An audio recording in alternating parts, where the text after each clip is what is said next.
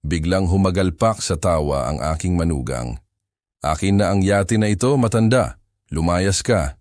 Pagkatapos, naglayag siya kasama ang aking ipinagmamalaking yate na nagkakahalaga ng 110 milyon sa akala niya ay nanalo na siya. Ngunit inaktibo ko ang lihim na tracker at naghintay. Nang sumampa ang mga awtoridad sa kalagitnaan ng gabi, nagbaluktot sa takot ang kanyang mukha. Sumigaw siya para humingi ng tawad. Itinayo ko ang buhay ko sa dalawang prinsipyo. Una ang pamilya at huwag na huwag mong ipagkakamali ang kabaitan sa kahinaan. Sa edad na 67, akala ko ay pareho ko nang napagtagumpayan. Ngunit mali pala ako sa una. Nagsimula ang Hulyo 15 na parang ordinaryong araw ng tag-init sa Miami. Ang pagpapatakbo ng 5 premium auto dealerships sa buong South Florida ay nagbibigay daan sa akin upang itakda ang sarili kong oras. At noong Martes na iyon, nagpasya akong sorpresahin ang aking anak na si Jasmine at ang kanyang asawang si Gary ng maagang hapunan. 3 taon na silang naninirahan sa aking bahay sa tabing dagat. Simula nang imbitahan ko sila matapos pumanaw ang aking asawa. Ang biyahe mula sa aking pangunahing dealership sa Coral Gables papuntang Miami Beach ay tumagal ng 40 minuto. Mga simpleng problema sa negosyo ang nasa isip ko. Mga malinis na solusyon. Ang uri ng pag-iisip na nagbigay sa akin ng komportabling buhay. Tahimik ang bahay nang pumasok ako. Sobrang tahimik. Narinig ko ang boses ni Gary na nagmumula sa aking study at may kakaiba sa tono niya na nagpaiwan sa akin sa pasilyo imbis na mag-anunsyo ng pagdating. Walang ideya ang matandang tanga, sabi niya sa kanyang telepono. Ang boses niya ay nagtataglay ng pagmamayabang na natutunan kong tiisin para kay Jasmine. Magiging amin ang yate sa loob ng ilang linggo. Sinasabi ko sa iyo, napakalambot na niya, hindi niya man lang mapapansin hanggat hindi ito natatapos. Hinigpitan ko ang hawak sa aking briefcase. Ang yate? Tinutukoy niya ang Ocean Spire, ang beauty na nagkakahalaga ng 110 milyon na binili ko kasama ang aking yumaong asawa para sa aming pangarap sa pagreretiro. 42 talampakan ng kumikinang na hull at teak deck na nakadaong sa marina kung saan plinano naming gugulin ang aming gintong taon. Oo, alam ko ang timeline, patuloy ni Gary. Manalig ka sa akin, napakalambot ng matandang ito. Malamang magpapasalamat pa siya sa atin dahil inasikaso natin ang mga bagay. Ang mga salita ay tumama na parang pisikal na suntok, matandang malambot. Nagtayo ako ng isang imperyo ng negosyo mula sa isang simpleng used car lot. Nakipagnegosasyon ako sa mga manufacturer, bangko, mga corporate clients, at ang middle manager na ito na hindi kayang manatili sa isang trabaho ng higit sa 2 taon ay nag-iisip na malambot ako. Nagbilang ako hanggang 5, kinokontrol ang aking paghinga. Pagkatapos, naglakad ako ng mabigat sa pasilyo, sinigurado na narinig niya ang aking mga yapak. Nang buksan ko ang pinto ng study, biglang lumingon si Gary. Nakadikit pa rin ang telepono sa kanyang tainga. Ang kanyang mukha ay nagpapakita ng pagkagulat, kalkulasyon, at pagkatapos ay nagpalit sa huwad na init. Hey Dad, hindi ko narinig na pumasok ka. Hindi niya ako tinawag na ganyan bago ang kasal. Ngayon, ginagamit niya iyon na parang sandata na nakabalat kayo bilang pagmamahal. Nagba-wrap up lang ng tawag sa trabaho dito sa study ko. Pinanatili kong banayad ang boses ko, mausisa, hindi nag-aakusa, hindi pa. Oo, mas maganda ang signal dito. Binulsa niya ang telepono ng may kasanayan. Kumusta ang dealership? Kumikita gaya ng dati.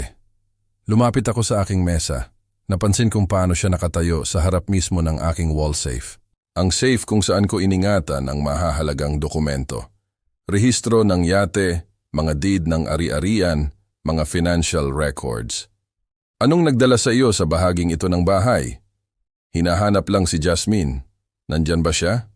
Isang misteryo sa akin ang kinaroroonan ng asawa mo, Gary. Siguro subukan mo siyang tawagan. May malamig na kislap sa kanyang mga mata bago siyang umiti. Oo nga, magandang ideya. Nagmadali siyang umalis at naamoy ko ang mahinang halimuyak ng aking aged scotch sa kanyang hininga. Ang 30 taong gulang na bote na nakakulong sa safe na iyon. Nang gabing iyon sa hapunan, tila hindi pangkaraniwang attentive si Jasmine. Nagluto pa siya na nangyayari marahil 2 beses lang sa isang taon. "Dad, mukha kang pagod," sabi niya, iniaabot sa akin ang salad. Ang aking anak, 35 taong gulang, may blonde na buhok ng kanyang ina at wala man lang ni isa sa init nito. Kailan iyon nagbago? Sigurado ka ba na dapat kang magtrabaho ng matagal? 67 na ako, hindi 97. Gayunpaman, sumandal si Gary sa kanyang silya, iniikot ang kanyang alak. Ang alak na binayaran ko sa bahay na binayaran ko. Sa edad mo, nagiging mapanganib ang ilang aktibidad. Kunin mo ang yate, halimbawa. Ang aking tinidor ay tumigil sa kalagitnaan ng pagsubo. Kumusta ang yate? Well, ang paglalayag ng mag-isa sa karagatan sa edad mo, mapanganib yan. Ang kanyang pag-aalala ay kasing tunay ng fake na pera. Kami ni Jasmine, iniisip namin na baka dapat naming kunin ang maintenance, ang paminsan-minsang paglalayag, alam mo, para mapanatili itong maayos. Ang makina niya ay nangangailangan ng may karanasan na kamay, mabilis na dagdag ni Jasmine. Masyadong mabilis. Tiningnan ko silang dalawa, ang 2 taong ito nakasalo ko sa hapag, nakatira sa aking bahay, kumakain ng aking pagkain. Ang mga mata ni Gary ay nagtataglay ng halos hindi nakatagong kasakiman. Ang kay Jasmine ay may mas masahol pa, kawalan ng pakialam sa anuman kundi ang gusto niya. Pinahahalagahan ko ang pag-aalala, dahan-dahan kong sinabi. Ngunit ganap akong may kakayahang pamahalaan ang sarili kong ari-arian. Hinigpitan ni Gary ang kanyang panga. Nagsisikap lang kaming tumulong, matanda. Sigurado akong ginagawa mo. Tumayo ako, nawala ang ganang kumain. Kung pahihintulutan ninyo ako, may kailangan akong repasuhin na paperwork. Narinig ko silang nagbubulungan habang lumalabas ako ng silid, ngunit hindi ako lumingon. Nang gabing iyon, nakahiga ako sa kama, nakatingin sa mabagal na pag-ikot ng ceiling fan. Ang hangin sa karagatan ay pumasok sa bintana, dala ang amoy ng asin na karaniwang nagpapakalma sa akin. Hindi ngayong gabi. Ang pag-uusap ay naglaro sa aking isip sa isang walang katapusang loop. Magiging amin ang yate sa loob ng ilang linggo. Hindi tutulungan namin kayong pamahalaan ito o gagamitin namin ito ng magkasama. Pag-aari, hindi pamana. Pag-aari na parang patay na ako at nakalibing. 2:00 ng umaga, sumuko ako sa pagtulog at nagpunta sa aking study. Kinuha ko ang mga dokumento ng rehistro ng Ocean Spire, ang aking huling habilin, ang power of attorney paperwork na ipinilit ni Jasmine na pirmahan ko noong nakaraang buwan. Formality lang, Dad, kung sakaling may mangyari. Pumirma ako dahil anak ko siya, dahil nagtiwala ako sa kanya, dahil pinalaki ko siyang matapat at mabuti. Ang pagtingin sa mga dokumentong iyon ngayon sa malupit na liwanag ng aking desk lamp na nakakalat sa aking mahogany desk na parang ebidensya ng sarili kong katangahan, napagtanto ko na marahil ay nagawa ko ang pinakamalaking pagkakamali sa buhay ko. Ang tanong ay, ano ang gagawin ko tungkol dito? Naging estranghero ang tulog sa loob ng sumunod na mga araw. Sa tuwing ipipikit ko ang aking mga mata, naririnig ko ang boses ni Gary. Walang ideya ang matandang tanga. Nagkamali siya tungkol doon. Marami akong ideya. Ang problema ay ayaw kong maging totoo ang alinman sa mga ito. Miyerkules ng umaga nagtimpla ako ng kape at umupo sa kitchen counter habang pinapanood si Jasmine at Gary na gumagalaw sa kanilang routine. Hinalikan niya ang pisngi nito. Kinurot niya ang baywang nito. Isang perpektong mag-asawa na namumuhay ng kanilang perpektong buhay sa aking perpektong bahay. Dad, okay ka lang ba?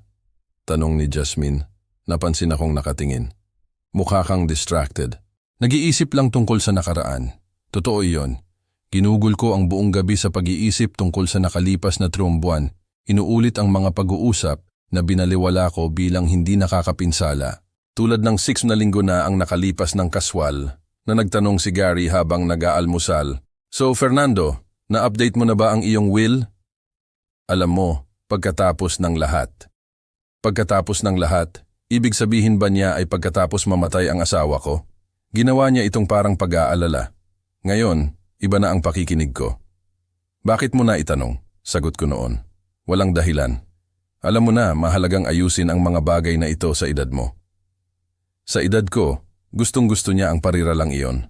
Pagkatapos ay si Jasmine mga isang buwan na ang nakalipas, lumitaw sa aking study, dala ang mga papel at isang ballpen. Dad, kailangan mong pirmahan ito. Inilapag niya ang mga dokumento nang hindi ako tinitingnan. Ang kanyang atensyon ay nasa kanyang telepono. Ano yan? Isang power of attorney lang. Alam mo na, kung sakaling may mangyari at may kailangang gumawa ng medical o financial decisions. Responsableng pagpaplano. Sinuri ko iyon. Tila standard ang wika. Binibigyan ka nito ng malawak na autoridad, Jasmine.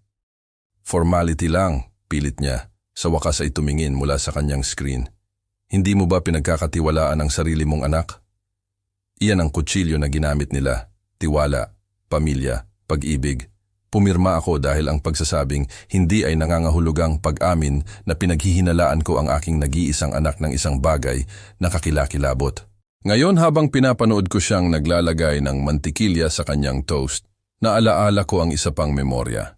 3 linggo na ang nakalipas nang pumunta ako sa aking safe upang kunin ang mga papel ng rehistro ng Ocean Spire para sa taunang pag-renew ng siguro. Ang mga dokumento ay wala sa kung saan ko sila laging inilalagay. Natagpuan ko rin sila, nakalagay sa ilalim ng ibang seksyon, at ipinalagay na ako mismo ang nagkamali, old age na, at EBP. Maliban na lang na hindi ako naging pabaya sa mahahalagang papel. Ang 35 taon ng pagpapatakbo ng mga dealership ay nagturo sa akin ng organization. Nabigla ako nang banggitin ko ito kay Gary noong gabing iyon. May kakaiba nangyari ngayon. Hindi ko mahanap ang mga papel ng yate sa aking safe. Malamang nakalimutan mo lang kung saan mo inilagay, sabi niya nang hindi tumitingin sa kanyang tablet. Nangyayari sa lahat yan, hindi sa akin. At pagkatapos, ang kanyang mga biyahe sa marina. 2 beses sa nakalipas na buwan, inanunsyo ni Gary na pupunta siya upang tingnan ang makina ng Ocean Spire. Kailan ka pa nagkaroon ng alam tungkol sa mga makina ng bangka? Tanong ko sa unang pagkakataon. YouTube tutorials matanda. Hindi lahat tayo nakakulong sa nakaraang siglo. Ngumiti siya na parang nagbiro. Bumalik siya sa parehong pagkakataon na may grasa sa kanyang mga kamay at mga kwento tungkol sa pagtingin sa oil levels at pag-iinspeksyon sa hull. Tumango ako. Pinili kong maniwala na talagang tumutulong ang aking manugang. Ngayon, nagtataka ako kung ano talaga ang ginagawa niya sa aking yate. Biyernes ng umaga, pagkatapos nilang umalis pareho, si Gary sa kanyang middle management job, si Jasmine kung saan man siya gumugugol ng kanyang mga araw, nagpunta ako sa aking safe. Nagtago ako ng mga duplicate key para sa lahat ng mahalaga. Ang bahay, ang mga kotse, ang dealership, ang yate. Kinuha ko ang maliit na kahon na kahoy kung saan ko sila inimbak. Nawawala ang mga susi ng yate, parehong kopya. Nanginginig ang aking mga kamay habang inilalapag ko ang kahon. Hindi ito paranoia. Hindi ito katandaan na nagpapagulo sa akin. Ito ay totoo. Umupo ako sa aking study ng 1 oras, humihinga lang, nag-iisip lang. Alam ng bawat negosyante na hindi mo malalabanan ang hindi mo nakikita. Kailangan ko ng impormasyon. Kailangan ko ng patunay. Pagsapit ng Sabado ng hapon, nag-install ako ng nakatagong kamera sa aking study. Nakatago sa likod ng mga libro sa tuktok na istante kung saan walang sino man ang tumitingin. Ang pag-install ay tumagal sa akin ng 15 na minuto. Isa pang bentahin ng pagpapatakbo ng mga high-end dealership ay ang access sa mga security system na ginagamit namin upang protektahan ang $1 million inventory. Nang gabing iyon, naglaro ako bilang perpektong host, naghanda ng hapunan, nagbuhos ng alak, nagtanong tungkol sa kanilang linggo. Nagkwento si Gary tungkol sa kanyang trabaho sa self-important na paraan. Nagpakita sa akin si Jasmine ng mga larawan sa kanyang telepono ng brunch kasama ang mga kaibigan na hindi ko pa nakikilala. Dapat nating ilabas ang yate sa susunod na weekend, kaswal kong iminungkahi. Ihanda natin siya para sa fall sailing season. Ang tinginan na pinagpalitan ni Gary at Jasmine ay tumagal marahil 2 segundo, ngunit nakita ko ito. Alarma, kalkulasyon, pagsasabwatan. Actually, Dad, simula ni Jasmine, baka dapat magpahinga ka muna sa susunod na weekend. Mukha kang rundown. Ayos lang ang pakiramdam ko. Gayon pa man, putol ni Gary. Baka bigyan mo pa ng ilang linggo. Hayaan mong kami na ang mag-asikaso sa prep work. Sisiguraduhin naming handa siya kapag gusto mo. Napakabuti ninyo. Ngumiti ako at nagpalit ng paksa. Nang mag-isa, sinuri ko ang feed ng camera sa aking telepono. Direktang nag-stream ang teknolohiya sa isang secure cloud account. Ano man ang ginawa nila sa aking study, makikita ko ito. Hindi lang ako sigurado kung handa ako para sa kung ano ang maaaring ipakita ng footage na iyon. Ngunit handa o hindi, darating ang katotohanan at kapag nangyari iyon, matututunan ni Gary at Jasmine na ang kabaitan ay hindi kahinaan. Ito ay isang pagpipilian at tapos na akong pumili nito para sa mga taong nakikita ito bilang katangahan.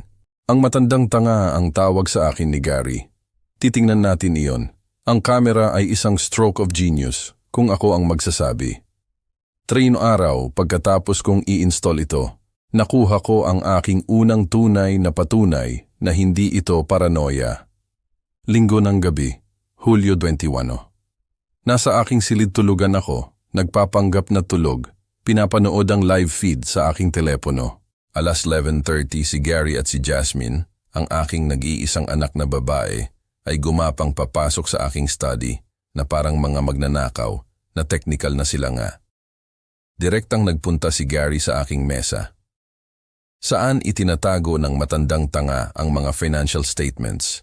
Tingnan mo sa filing cabinet, sabi ni Jasmine. Naghahalungkat na sa mga papel sa aking bookshelf. Ang kanyang boses ay nagtataglay ng mapang-akit na tono na napakahusay niyang ginamit sa nakaraang taon. Kailangan nating malaman kung ano ang eksaktong makukuha natin. Hinigpitan ko ang hawak sa telepono. Makukuha. Hindi mamana. Makukuha. Natagpuan ni Gary ang hinahanap niya at ikinalat ang ilang dokumento sa aking mesa. Tingnan mo ito. 5 dealership. Ang kabuuang net worth ay halos 660 milyon. Ang yate lang ay 110 milyon. Ang Miami Beach House ay 190 milyon. At inuupuan lang niya ang lahat ng ito. Ang tawa ni Jasmine ay nagpabaliktad ng aking tiyan.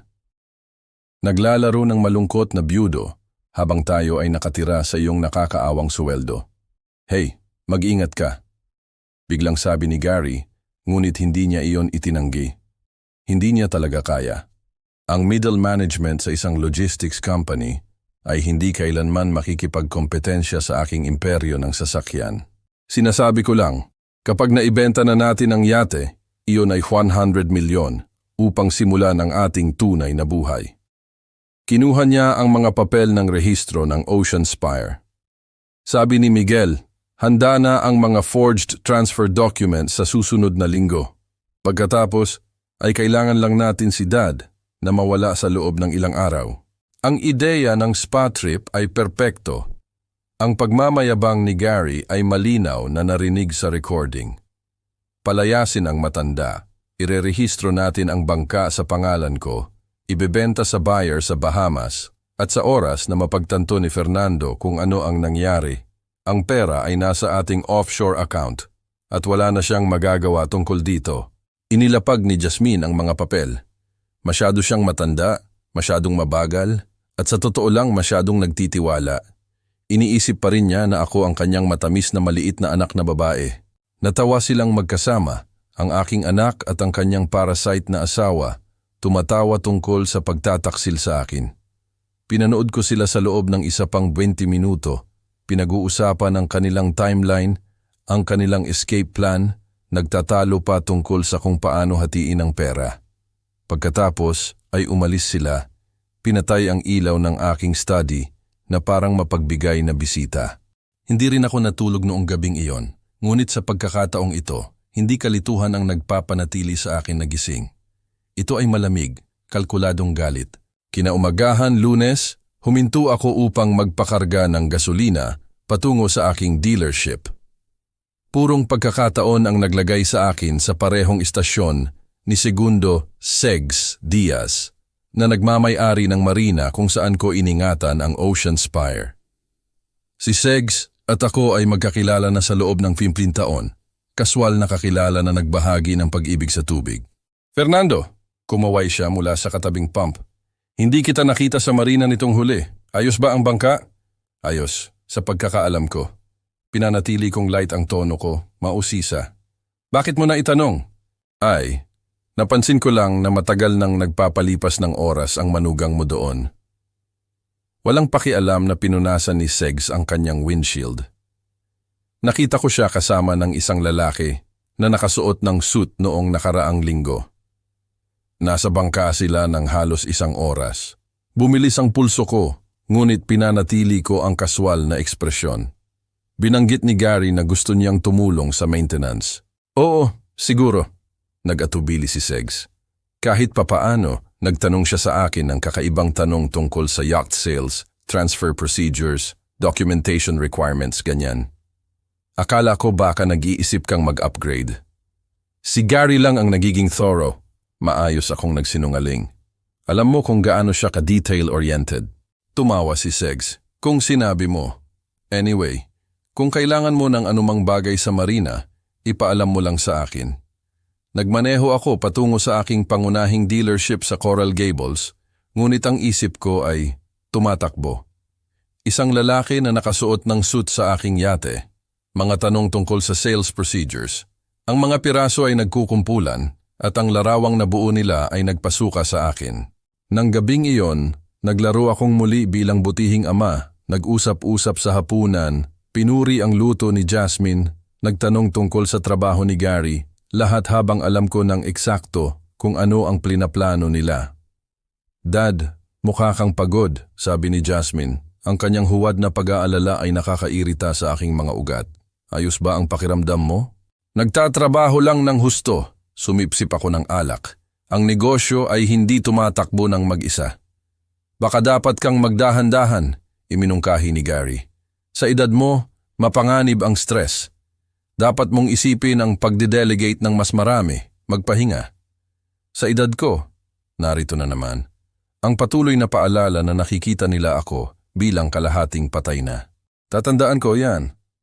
Tumayo ako, lumayo sa mesa. May kailangan akong tawagan.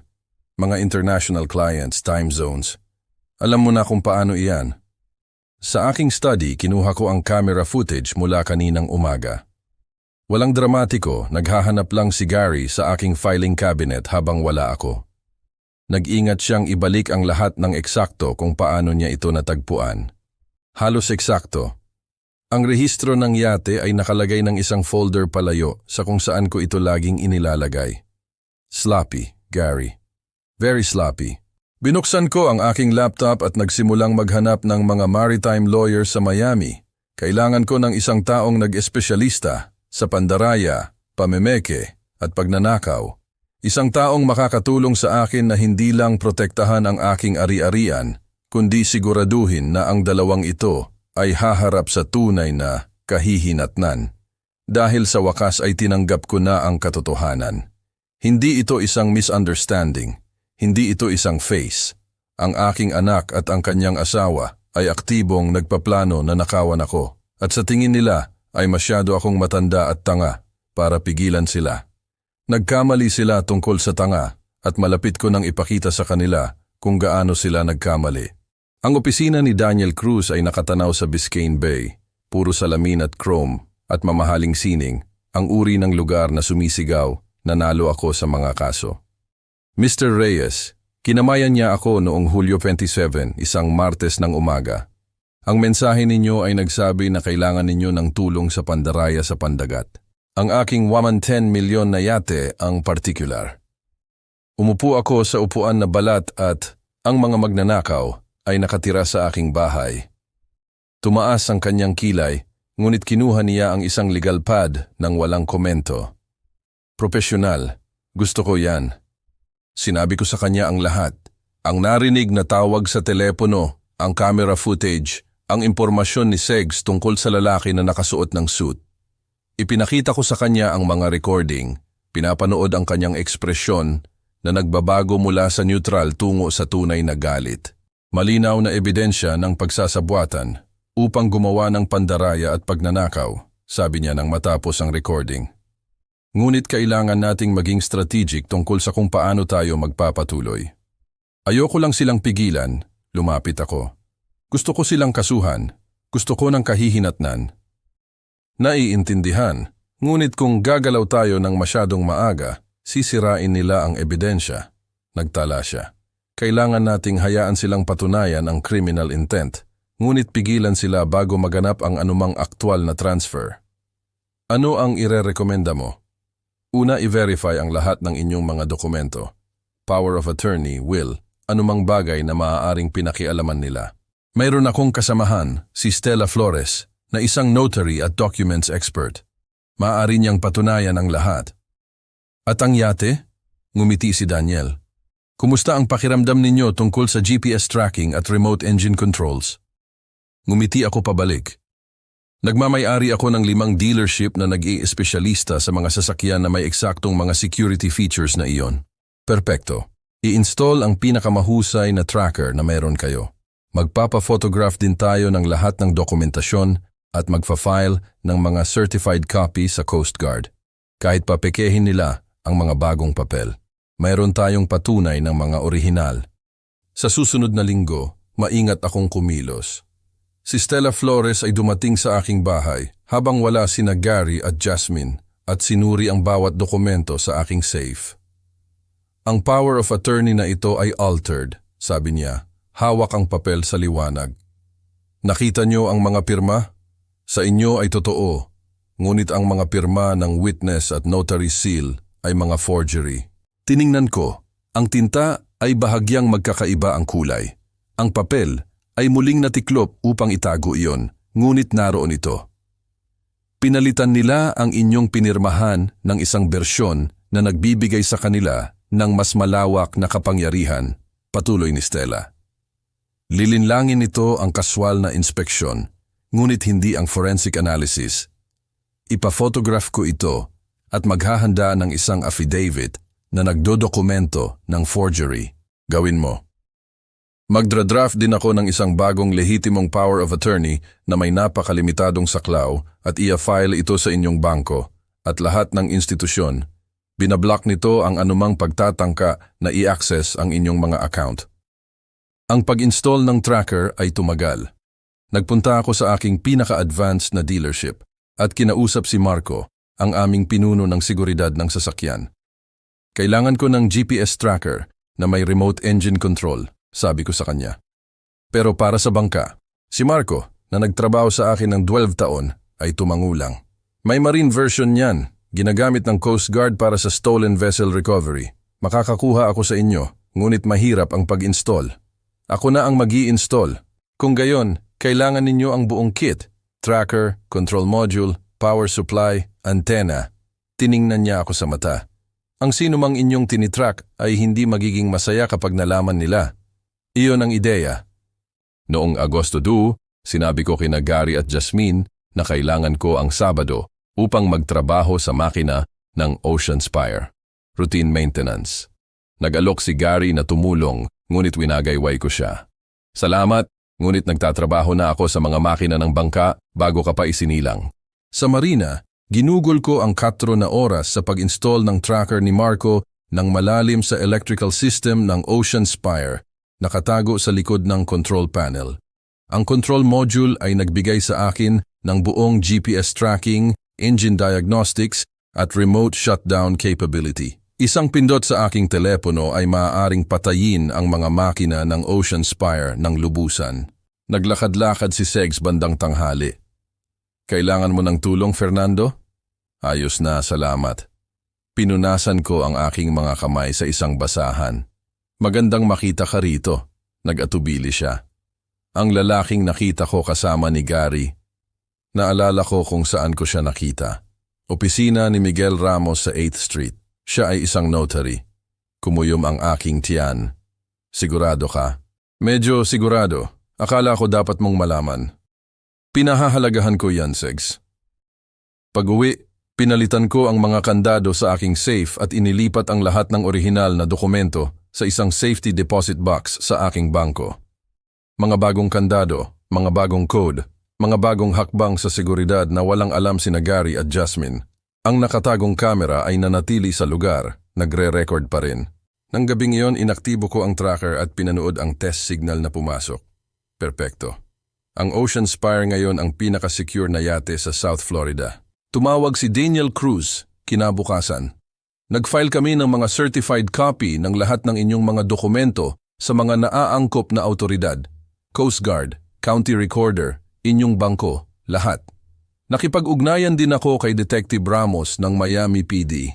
Hinahawakan niya ang mga kaso ng pandaraya at interesado siya. Kailan tayo kikilos? Kapag sila na. Hayaan nating kunin nila ang pain. Hayaan silang isipin na nananalo sila. Pagkatapos, ibibitin natin ang bitag. Nag-hang up ako at naglakad patungo sa bintana ng aking study. Sina Gary at Jasmine ay nasa beach, malamang nagpaplano ng kanilang susunod na hakbang. Akala nila ay napakatalino nila, mas matalino kaysa sa matanda. Wala silang ideya kung ano ang darating at iyon mismo ang gusto ko. Nakatakda na ang bitag. Ngayon kailangan ko lang silang pumasok dito.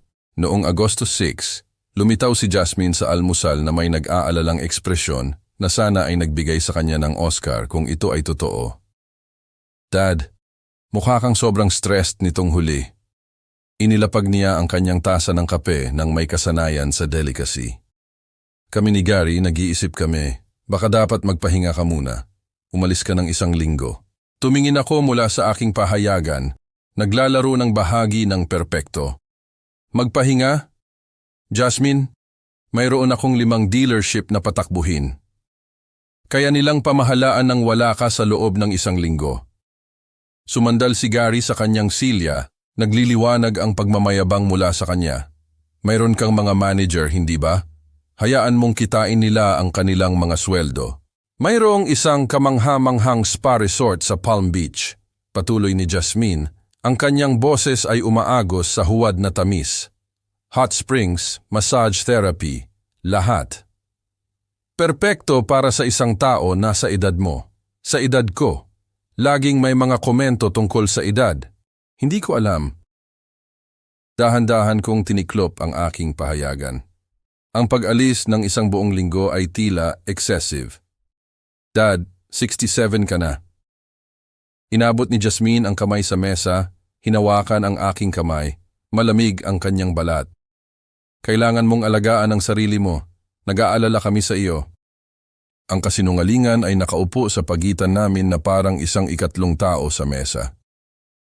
Hayaan kong humaba ang katahimikan ng sapat upang isipin nila na pinag-iisipan ko ito. Well, sabi ko sa wakas. Baka tama ka. Nagtatrabaho nga ako ng husto nitong huli. Nagningning ang mga mata ni Gary. Iyan ang diwa, matanda. Kailan ka aalis? Siguro maaari kong ayusin ang mga bagay-bagay sa weekend na ito. Umalis ng Sabado, bumalik sa sumunod na linggo. Perpekto! Kinuha na ni Jasmine ang kanyang telepono. Ipabook ko na ang lahat para sa iyo ngayon din. First class lahat. Hindi mo na kailangan. Insist namin, putol ni Gary. Ituring mo itong treat namin. Napakarami mong nagawa para sa amin. Hayaan mong gawin namin ito para sa iyo. Pinanood ko silang magpalitan ng mabilis na sulyap, isang tahimik na komunikasyon na nagsasabi ng marami. Akala nila ay napakatalino nila, minamaniobra ang tangang matanda sa eksaktong gusto nila. Noong Agosto 10, nagpakita ako ng pagbabalot ng aking mga bag, hinalikan si Jasmine bilang goodbye, kinamayan si Gary, nagmaneho palayo sa aking bahay sa Miami Beach ng 9:00 ng umaga, nagpapanggap na papunta sa Palm Beach.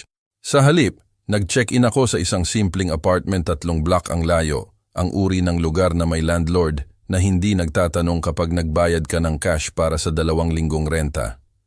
Mula doon, mayroon akong perpektong tanawin ng aking bahay at kumpletong access sa lahat ng aking nakatagong kamera. 6:30 ng gabing iyon, isang itim na Mercedes sedan ang pumasok sa aking driveway. Tinuon ko ang aking mga binocular sa driver habang lumabas siya. Mga 40s, maitim na buhok, may dalang leather briefcase na malamang mas mahal pa kaysa sa buwanang renta ng karamihan. Lumingon siya ng kinakabahan bago binuksan ni Gary ang harapang pinto. Kinuha ko ang camera feed sa aking laptop. Ang audio ay pumasok ng malinaw na kristal. Miguel Ramos. Kinamayan ni Gary ang lalaki. Ako nga. Nasa iyo ang pagbabayad na pinag-usapan natin. Inilabas ni Gary ang isang envelope. 275,000 cash, tulad ng hiningi mo. Binuksan ni Ramos ang corrupt notary na binanggit ni Segs, ang envelope at mabilis na nagbilang. Perpekto, tapusin na natin ito. May isa pa akong appointment sa 8:00. Pumasok sila sa aking study. Kinuha ni Ramos ang mga dokumento mula sa kanyang briefcase.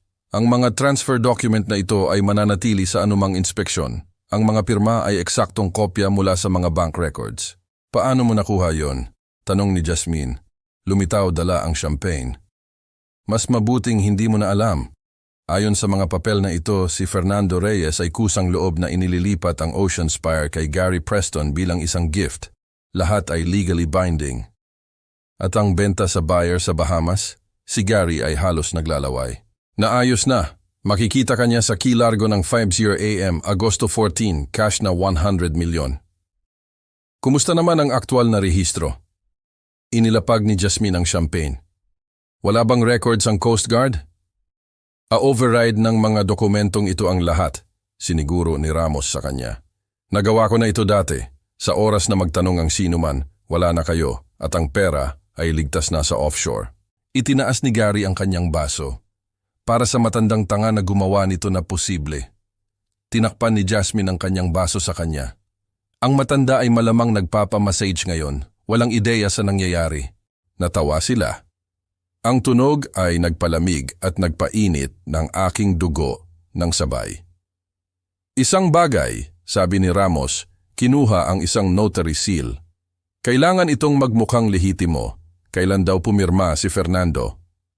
Isang buwan na ang nakalipas, mabilis na sabi ni Gary, bago siya nagsimulang maghinala. Nagsimulang maghinala? Nagdilim ang mga mata ni Ramos. Hindi mo binanggit na naghihinala siya. Hindi siya, putol ni Jasmine.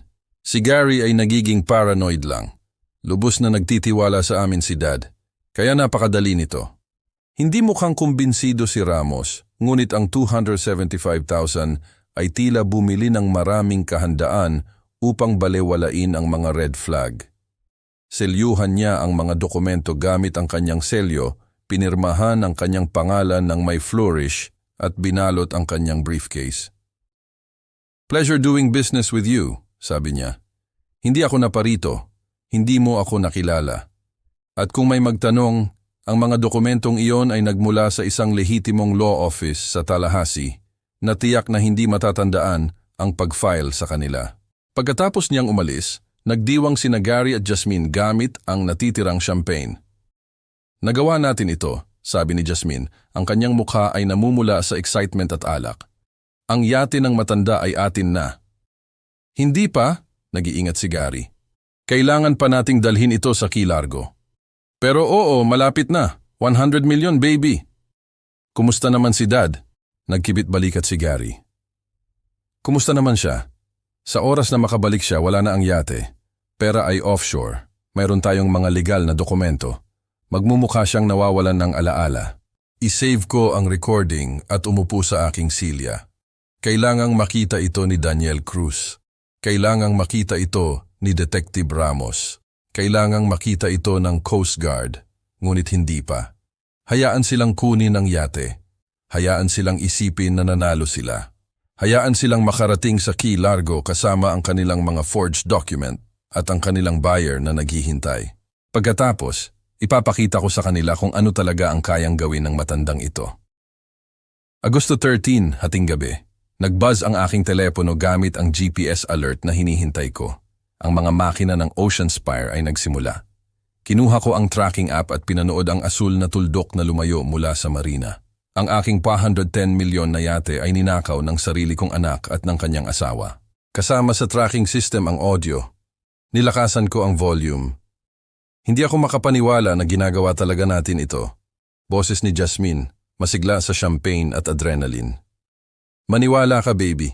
Sa umaga, magiging mga milyonaryo na tayo. Si Gary ay nasa timon at naririnig ko ang matatag na dagundong ng makina sa ilalim ng kanyang mga salita. Tinawagan ko si Detective Ramos. Sumagot siya sa pangalawang ring. Reyes, eto na. Gumagalaw na sila ngayon. Ang Ocean Spire ay umalis lang sa Miami Marina, patungo sa timog, malamang patungo sa Key Largo. Handa na kami. Na-brief na ang Coast Guard At mayroon akong mga unit na nakaposisyon sa Key Largo. Sa sandaling dumaong sila, kikilos tayo. Makikita tayo doon. Fernando, hindi mo na kailangan. Oo, kailangan ko. Kinukuha ko na ang aking jacket. Kailangan kong makita ang kanilang mga mukha kapag napagtanto nila kung ano ang kanilang nagawa. Naghangap ako at nag-ayos para sa isang helicopter charter. Pera na mahusay na ginugol. Nagbayad ako kay Daniel Cruz ng 825,000 sa legal fees. Kay Stella Flores ng 165,000 para sa document authentication. Kay Marco ng isa pang 110,000 para sa tracker equipment. Ngunit ito ay walang presyo. Sa Ocean Spire, tila nagtatagumpay si Gary. Sa pamamagitan ng audio feed, narinig ko siyang sumigaw sa hangin ng gabi. Akin na ang yate na ito, matanda. Lumayas ka. Ang mga salita ay tumama sa akin na parang pisikal na suntok. Hindi dahil masakit kundi dahil kinumpirma nila ang lahat. Ang paghamak, ang kasakiman, ang kumpletong kawalan ng pagsisisi. Tumawa si Jasmine. Ang tunog ay dinala sa tubig. Hindi malalaman ni Dad. Sa oras na malaman niya bukas ng umaga, na ibenta na natin siya sa buyer mula sa Bahamas at ang mga forged document ay mukhang perpekto. Mahusay ang ginawa ni Ramos, sumang-ayon si Gary. 275,000 na mahusay na ginugol. Susubukan ng matandang tanga na i-report ito na ninakaw, ngunit mayroon tayong legal paperwork. Akala nila nagiging senile siya. Nagiging senile. Balak nila akong gawing isang nalilitong matanda na nakalimutan ang pagpirma ng sarili niyang ari-arian. Ni-record ko ang lahat, bawat salita, bawat tawa, bawat sandali ng kanilang pagdiriwang. Lumapag ang helicopter sa Key Largo ng 3:15 a.m. Naghihintay si Detective Ramos sa dock kasama ang 2 opisyal at isang Coast Guard vessel sa offshore. Dapat nandito na sila sa lalong madaling panahon, sabi ni Ramos. Sinuri ang kanyang relo. Nakatakda ang bitag. Ang supposed buyer ay hindi kailanman umiral. Mayroon kaming undercover officer na handang gumanap ng role kung kinakailangan. Ngunit sa totoo lang, sa tingin ko ay magko-incriminate sila sa kanilang sarili ng maayos nang wala siya. Gagawin nila, mahinahon kong sinabi. Manalig ka sa akin, hindi nila maiiwasan ang kanilang sarili. Alas 3:32 a.m., nakita ko ang mga ilaw ng Ocean Spire na papalapit sa dilim. Maganda siya kahit ngayon, ang kanyang puting hull ay kumikinang sa ilalim ng mga bituin, humahati sa itim na tubig ng may biyaya. Maayos siyang dinala ni Gary. Kailangan kong aminin, nag-aatubili, na alam niya kung paano hawakan ang isang yate. Sayang at hindi siya kailanman magmamay-ari ng isa ng legal. Ang Coast Guard vessel ay binuksan ang spotlight nito. Binabaha ang Ocean Spire ng matinding puting ilaw. Nag-freeze si Gary sa timon. Ang kanyang mukha ay biglang nakikita. Kalituhan, pagkatapos ay alarma. Ito ang US Coast Guard. Patayin ang inyong mga makina at maghanda para sa pagboard. Pinatay ni Gary ang mga makina, ngunit nanatili sa kanyang kinatatayuan. Nang sumakay ang mga opisyal ng Coast Guard at si Detective Ramos, ngumiti pa siya. Ngumiti. Mga opisyal, may problema ba? Naglalayag lang ako sa aking yate para sa isang night cruise. Yate mo? Kinuha ni Detective Ramos ang kanyang badge. Miami PD. Kailangan kong makita ang iyong rehistro at patunay ng pagmamay-ari. Siyempre, kinuha ni Gary ang mga forged document ni Ramos nang may kumpletong kumpiyansa. Ayos ang lahat. Ang yate ay legal na inilipat sa akin ni Fernando Reyes. Tingnan mo, lahat ay maayos na nanotarize. Sinuri ni Ramos ang mga papel, ang kanyang ekspresyon ay neutral. At nasaan si Mr. Reyes ngayon? Nasa isang spa sa Palm Beach, putol ni Jasmine. Lumitaw mula sa ibaba ng deck. Ibinigay niya kay Gary ang yate bilang isang gift. Legal ang lahat. Kagiliw-giliw, sabi ni Ramos. Dahil inireport ni Mr. Reyes ang yate na ito na ninakaw. Ang nangiti ni Gary ay nag-alinlangan. Imposible yan, pumirma siya. Forged documents, putol ni Ramos. Alam namin ang lahat tungkol kay Miguel Ramos at sa kanyang peking notary service. Alam namin ang tungkol sa plinano na benta sa isang buyer sa Bahamas. Alam namin ang lahat. Hindi ninyo mapapatunayan, nagsimula si Gary. Iyon ang sandali na lumabas ako mula sa cabin sa ibaba. Ang hitsura sa mukha ni Gary ay sulit sa bawat sentimong ginugol ko, bawat gabing walang tulog, bawat sandali ng pagtataksil. Ang kanyang bibig ay bumukas at sumara na parang isda, walang tunog na lumabas. Ang kanyang balat ay nagbago mula sa kumpiyansa na tungo sa maputlang kulay abo sa loob ng ilang segundo. Ikinakalat niya ang mga larawan sa mesa, screenshots ng mga email, text message, spreadsheet. Bumaliktad ang aking tiyan habang binabasa ko sila. Ang spreadsheet na ito, tinapik ni Ramos ang isang larawan, nagpapakita ng isang timeline. Agosto, siguruhin ang yate, ibenta sa 100 meters Setyembre. Simulan ang proseso sa Miami Beach House. Tinatayang halaga, 190M. Oktubre, maghanap ng mga option para sa mga dealership transfer. Lumapit ako, binabasa ang masusing tala ni Gary. Plinano niyang kunin ang lahat, hindi lang ang yate. Lahat ng itinayo ko sa loob ng 40 taon. Mayroon pa, kinuha ni Ramos ang isa pang sheet. Text messages sa pagitan ni Gary at Jasmine. Binasa ko sila. Naghihinala si Dad. Kailangang gumalaw ng mas mabilis. Patuloy lang na maglaro ng nag-aalalang anak na babae. Madali siyang mauto. Hindi ako makapaniwala na sinayang ni Mama ang mga taon sa kanya. At least wala siya rito para makita kaming kunin ang dapat na amin. Ang huling iyon ay nagpalamig sa akin. Ang dapat na amin. Ibinigay ko kay Jasmine ang lahat. May iba pa, mahinang sabi ni Ramos.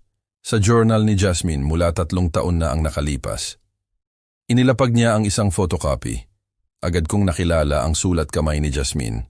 Namatay si Mama ngayon, sa wakas. Alam kong dapat akong malungkot, ngunit mas lalo akong nakahinga ng maluwag. Ngayon, iiwan ni Dad ang lahat sa akin sa halip na sayangin ito sa kanyang mga medical na bayarin. Sabi ni Gary, dapat kaming lumipat sa kanya. Lumapit. Siguraduhin na ang mana ay hindi pupunta sa iba. Nanginginig ang aking mga kamay. 3 taon. Nagpaplano na sila sa loob ng 3 taon bago pa man mailibing ang aking asawa. Mr. Reyes, ayos lang ba kayo? Maaari tayong magpahinga. Hindi. Pinilit kong maging matatag ang aking boses. Ipagpatuloy. Gusto kong malaman ang lahat. Tumango si Ramos, may propesyonal na paggalang sa kanyang mga mata. Nakahanap din kami ng ebidensya na sinubukan ni Gary na pekein ang mga dokumento para sa inyong South Beach Mercedes dealership. Nakipag-ugnayan siya sa isa pang mapanlinlang na notary tungkol sa paglilipat ng lisensya ng negosyo. Ano? Hindi ito nakarating ng malayo. Ang notary ay isang undercover officer. Iyan ang dahilan kung bakit ito na-flag ng mabilis. Umupo ako, nagpoproseso. Hindi lang ang aking yate ang gusto ni Gary. Gusto niya ang aking negosyo, ang gawain ng aking buhay. Inihahanda ng district attorney ang mga kaso, patuloy ni Ramos. Para kay Gary, grand theft, pagsasabwatan upang gumawa ng pandaraya, identity theft, pandaraya at attempted embezzlement. Tinitingnan niya ang 7 hanggang 10 taon na minimum. At si Jasmine, bilang isang accomplice na aktibong lumahok sa pagpaplano at pagpapatupad, 4 na taon, posibleng isuspend sa probation dahil ito ang kanyang unang pagkakasala, ngunit ang restraining order ay magiging absolute. Hindi niya kayang makipag-ugnayan sa inyo. Mabuti. Isinara ni Ramos ang file. Nakakita ako ng mga pagtataksil sa pamilya, ngunit ang antas na ito ng pangmatagalang panlilinlang, umiling siya. Huwag kayong mag-alala, detective. Maging thorough kayo. Gusto ko ang bawat kaso. Nakuha namin sila ng malamig. Ang inyong mga camera, GPS, financial forensics, ang testimonya ni Ramos, airtight ito. Tumayo ako, kinukuha ang aking mga papel. Kailan ang arraignment? Bukas 2 p.m. Hindi ninyo kailangang dumalo, ngunit malugod kayong tatanggapin. Pupunta ako. Sa labas ng istasyon ng pulisya, naghihintay si Daniel Cruz. Telepono sa kanyang tainga. Nag-hang up siya nang makita ako. Tumawag lang ang opisina ng DA, sabi niya. Nag-aalok sila kay Gary ng plea deal. Umamin ng nagkasala. 7 taon, walang posibilidad ng parol sa loob ng 5. At kung hindi niya tatanggapin, trial at itutulak nila ang maximum, 15 na taon. Sa ebidensya na mayroon tayo, kumpiyansa silang makukuha nila iyon. Sabihin mo sa kanila na itulak ang maximum, sabi ko. Walang deal. Plinano niya ito sa loob ng mga taon. Karapat-dapat siya sa bawat kahihinatnan. Tumango si Daniel.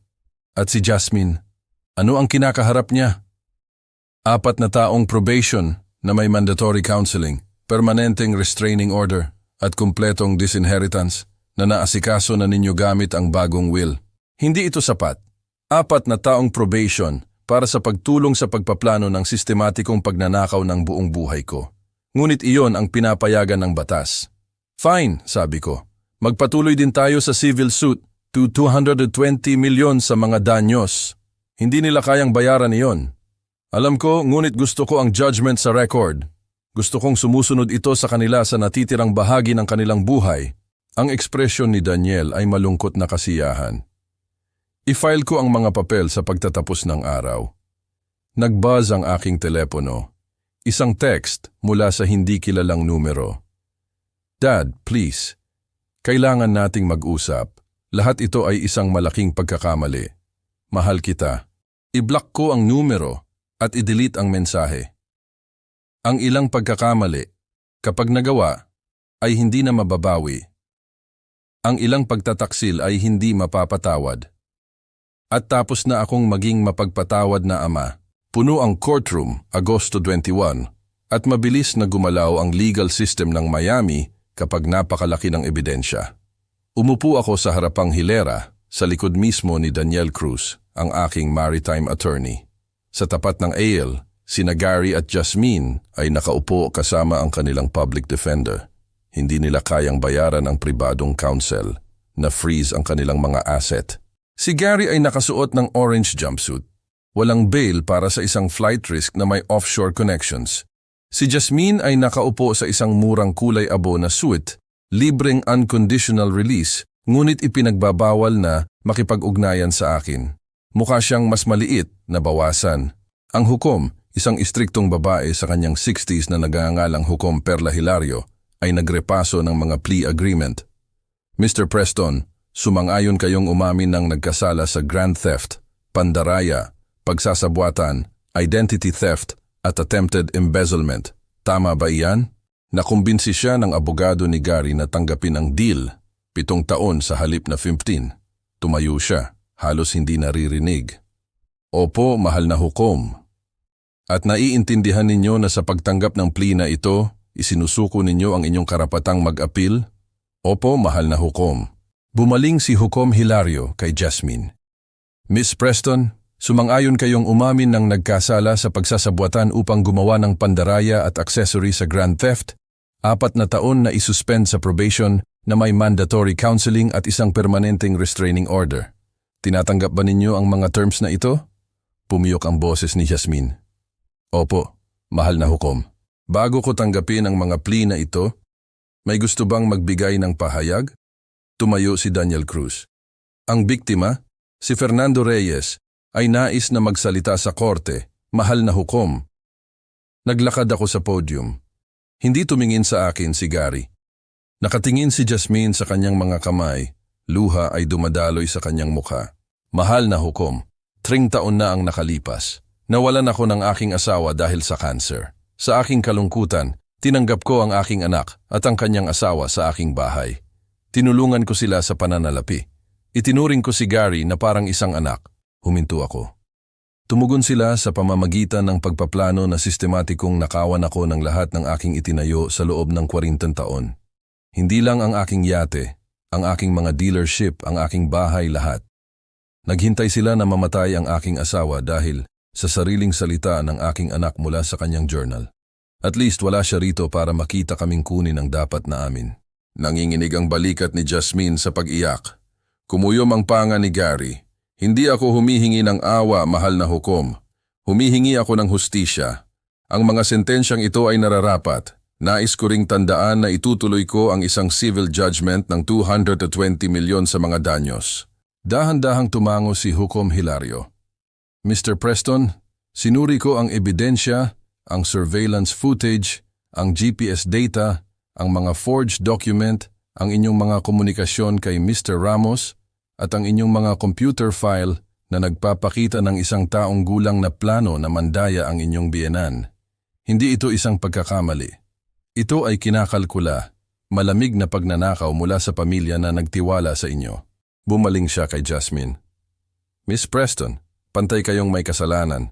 Ang mga journal entry, ang mga text message, nagpapakita sila hindi lang ng pakikilahok, kundi ng sigasig. Ang inyong ina ay halos hindi pa naililibing nang simulan ninyo ang scheme na ito. Namula ang mukha ni Gary. Si Jasmine ay lantaran na umiiyak. Tinanggap ko ang mga guilty plea na ito. Gary Preston, ikaw ay sinentensyahan ng 7 taon sa Florida State Prison. Walang parol sa loob ng 10 taon. Jasmine Preston, 4 na taong probation na may mga kondisyong nakasaad. Ang korte ay adjourned. Bumagsak ang gavel. Agad na dinala si Gary. Sinubukan ni Jasmine na lumapit sa akin, ngunit pinigilan siya ng kanyang abogado. Itinuro ang restraining order. Sa labas ng courthouse, ang init ng Miami heat ay tumama na parang isang pader. Kinamayan ako ni Daniel Cruz. Ang civil suit ay na-file. Kahit hindi sila makabayad ngayon, ang judgment ay susunod sa kanila magpakailanman. Anumang kita sa hinaharap, mana, panalo sa loterya, maaari nating ituloy ang lahat. Mabuti, kinuha ko ang aking telepono. Ipilista ko ang Miami Beach House ngayon. Masyadong maraming masamang alaala. Nakahanap na ako ng kapalit. Maliit na villa sa Key Biscayne, Ocean View. Sapat lang na espasyo para sa isang tao na nagpapahalaga dito. Ngumiti si Daniel ng may pait. Kumusta naman ang kanilang mga gamit? Storage unit. Maaari silang mag-ayos ng pick-up sa pamamagitan mo. Ayoko na silang makita muli. Nag-buzz ang aking telepono. Hindi kilalang numero. Dad, please. Nagkamali ako ng malaki. Mahal kita. Please bigyan mo ako ng isa pang pagkakataon. Ipinakita ko ito kay Daniel. Nagbuntong hininga siya. Paglabag sa restraining order, maaari ko itong i-report. Gawin mo. Kailangan niyang matutunan na may kahihinatnan ang mga aksyon. I-block ko ang numero. Pagkatapos, ay binuksan ko ang aking bagong will. Ang pangalan ni Jasmine ay hindi lumabas saan man. Ang aking estate ay mapupunta sa Kawanggawa. Cancer research sa pangalan ng aking asawa at isang scholarship fund para sa mga bata na nawalan ng magulang. Ang ilang pamana ay mas mahalaga kaysa sa dugo. Si Miguel Ramos ay sinentensyahan noong nakaraang linggo, 5 taon at permanenteng pagkawala ng kanyang notary license. Lubusan siyang nakipagtulungan, nagbigay ng testimonya tungkol sa mga kahilingan ni Gary para sa mga forged document, hindi lang sa yate, kundi pati na rin sa aking South Beach Mercedes dealership. Ang mga domino ay nahulog ng eksakto kung paano sila dapat. Nang gabing iyon, nagmaneho ako sa aking bagong villa sa Key Biscayne. Mas maliit kaysa sa bahay sa Miami Beach, ngunit akin. Tunay na akin, walang mga parasite, walang mga manipulator, walang mga magnanakaw na nakasuot ng maskara ng pamilya. Nagbuhos ako ng whiskey, 25 taong gulang, at tumayo sa aking balkonahe, pinapanood ang paglubog ng araw sa Atlantic. Bukas, babalik ako sa pagpapatakbo ng aking mga dealership. Sa susunod na linggo, ilalabas ko ang Ocean Spire para sa isang tamang paglalayag. Ngunit ngayong gabi, tumayo lang ako roon, nararamdaman ang bigat ng pagtataksil na sa wakas ay umaalis. Naibigay na ang hustisya, ang presyo ay mataas. Nawala ko ang aking anak, o sa halip, natuklasan ko na hindi ko talaga siya nagkaroon, ngunit ang ilang presyo ay sulit bayaran. Itinaas ko ang aking baso sa karagatan. To knowing your worth, mahina kong sinabi. At hindi kailanman hahayaang nakawin ito ng sinuman. Setyembre 28, ang huling civil court hearing. Naibenta ko ang Miami Beach House sa halagang 187 milyon, bahagyang mas mababa sa market value para sa isang mabilis na benta, ngunit gusto ko itong mawala. Ang bagong villa sa Key Biscayne ay nagkakahalaga ng 66 milyon. Nag-iiwan sa akin ng maraming liquid asset at ang aking 5 umuunlad na dealership. Si Gary ay nagsisilbi na sa kanyang sentensya sa isang medium security facility malapit sa Orlando. Si Jasmine ay nakatira sa kanyang biyenang babae sa isang rundown apartment sa Hialeah. Nagtatrabaho sa isang discount retail store upang matugunan ang kanyang mga probation requirement. Ang civil judgment hearing ay isang formality. Sa kanilang mga guilty plea, ang liability ay naitatag. Ito ay tungkol lang sa paggawa ng 220 milyon na opisyal. Dumating ako ng maaga. Si Daniel Cruz ay naroon na, nag-oorganisa ng mga dokumento. Pareho silang nandito, sabi niya. Si Gary ay dinala mula sa bilangguan para sa mga civil proceeding na may kaugnayan sa kanyang kaso. Si Jasmine ay kailangang dumalo bilang isang defendant. Mabuti. 9:00 ay dinala ng bailiff si Gary. Hindi naging mabait sa kanya ang bilangguan. Nawalan siya ng timbang. Ang kanyang balat ay may kulay abo na kulay at ang kanyang mga mata ay nagmamadaling lumingon ng kinakabahan. Ang pagmamataas ay nawala, pinalitan ng isang bagay na mukhang takot. Dumating si Jasmine ilang sandali pagkatapos. Tumingin siya ng direkta sa akin. Ang kanyang mga mata ay red-rimmed at nagmamakaawa. Tiningnan ko siya na parang siya ay salamin. Si Hukom Victorino na humahawak sa civil case ay mahusay. Dahil sa mga criminal conviction at ang documented damages, ipinagkakaloob ko ang kahilingan ng plaintiff para sa 220 milyon sa compensatory at punitive damages. Ang mga defendant ay jointly at severally liable. Mahal na hukom, tumayo ang abogado ni Gary. Ang aking client ay walang mga asset at walang kakayahang magbayad. Hindi iyon ang pag-aalala ng korte. Ang judgment ay mananatili. Ang garnishment ng mga kita sa hinaharap at mga asset ay pinahihintulutan sa ilalim ng batas ng Florida. Ang korte na ito ay adjourned. Bumagsak ang gavel. Habang inihanda ng bailiff na ibalik si Gary sa bilangguan, kumawala si Jasmine mula sa kanyang abogado at sumugod patungo sa akin. Dad, please, kausapin mo lang ako. Alam kong nagkamali ako ng malaki, ngunit ako pa rin ang anak mo. Hindi mo lang ako basta itatapon. 2 opisyal ng korte ang gumalaw upang pigilan siya, ngunit itinaas ko ang aking kamay.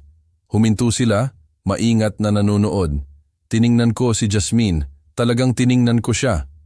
Nakita ko ang mga mata ng kanyang ina, ang maliit na batang babae na tinuruan kong sumakay sa bisikleta, ang teenager na pinadala ko sa kolehiyo. Ngunit nakita ko rin ang babae na nagdiwang ng pagkamatay ng aking asawa bilang isang pagkakataon, na tinawag akong tanga habang nagpaplano na nakawan ako, na sumulat sa kanyang journal na sinasayang ko ang pera sa pagpapanatili ng aking namamatay na asawa na komportable.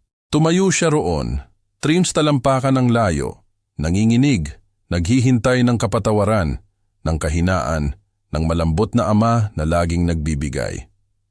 Nakalimutan mong tingnan kung talagang walang magawa ako, mahina kong sinabi. Ang kanyang mukha ay nag-iba. Ano? Nakalimutan mong tingnan kung talagang walang magawa ako. Pinanatili kong level, kalmado ang aking boses. Iyon ang pagkakamali mo. Tumalikod ako at umalis. Tinawag niya ako, ngunit hindi ako lumingon. Sa labas, ang Setyembre Miami Sun ay napakaliwanag. Naabutan ako ni Daniel Cruz. Iyon na iyon kung gayon, ang lahat ng mga legal proceeding ay natapos. Ano ang mangyayari ngayon sa judgment? Anumang pera na kikitain nila na higit sa minimum na subsistence ay maaaring i-garnish, 25% ng sweldo. Kung ang isa ay tumanggap ng mana, nagbenta ng ari-arian, nanalo ng anuman, maaari nating kumpiskahin iyon. Ang judgment ay maganda sa loob ng 20 taon at renewable. Gugugulin nila ang natitirang bahagi ng kanilang buhay sa pagbabayad para sa sinubukan nilang gawin. Essentially, oo. Kinamayan ko siya. Ipadala mo sa akin ang iyong huling bill. Kinita mo ang bawat sentimo. Sa susunod na linggo, inilabas ko ang Ocean Spire ng mag-isa. Ako lang, ang karagatan, at ang alaala ng mas magagandang panahon. Nagbalot ako ng isang bag gamit ang paboritong captain's jacket ng aking asawa. Ang binili niya sa akin para sa aking ika-60 kaarawan. Naamoy pa rin ito ng mahina ng kanyang pabango. Kalmado ang tubig, imposible ang asol ng langit. Nagmaneho ako patungo sa timog sa baybayin. Walang partikular na destinasyon sa isip, paggalaw lang, kalayaan lang. Nagbuzz ang aking telepono ng mga notification. Hindi ko sinuri. Maaaring maghintay ang mundo. Sa paglubog ng araw, nag-angkla ako sa isang tahimik na cove malapit sa Key Largo at tumayo sa timon, nakasuot ng jacket ng aking asawa, pinapanood ang horizon na nagiging ginto at crimson. Ang presyo ng hustisya ay matarik, nawala ko ang aking anak, o sa halip, nawala ko ang ilusyon ng pagkakaroon ng isang anak. Ang tunay na Jasmine, ang may kakayahang magsagawa ng ganitong kinakalkulang kalupitan, ay laging naroon. Tumanggi lang akong makita ito, ngunit pinanatili ko ang aking dignidad, ang aking negosyo, ang aking paggalang sa sarili, ang aking kalayaan. Bumilis ang hangin at inayos ko ang course nararamdaman ang Ocean Spire na tumutugon sa ilalim ng aking mga kamay. Ang yate na ito, ang magandang vessel na binili ko kasama ang aking asawa para sa aming mga pangarap sa pagre-retiro, ay akin pa rin, nandito pa rin, humahati pa rin sa tubig ng may biyaya. Si Gary ay nasa isang cell. Si Jasmine ay nasa ibang uri ng bilangguan, isang gawa sa pagsisisi at kahihinatnan. At nandito ako sa ilalim ng bukas na langit, master ng aking kapalaran. Maaring tawagin ito ng ilan na nag-iisa. Tinawag ko itong kapayapaan. Ang karagatan ay lumawak ng walang katapusan sa unahan, puno ng mga posibilidad. Mayroon pa akong mga taon kung ako ay mapalad. Mga taon upang bumuo ng mga bagong alaala, makakilala ng mga bagong tao, baka makahanap pa ng bagong pamilya. Ang uri na pinili mo, hindi ang uri na nagbabahagi ng iyong dugo. Dahil natutunan ko ang pinakamahirap na aral. Ang pamilya ay hindi tungkol sa DNA. Ito ay tungkol sa katapatan, tiwala, pag-ibig na walang kasamang mga kondisyon o kalkulasyon.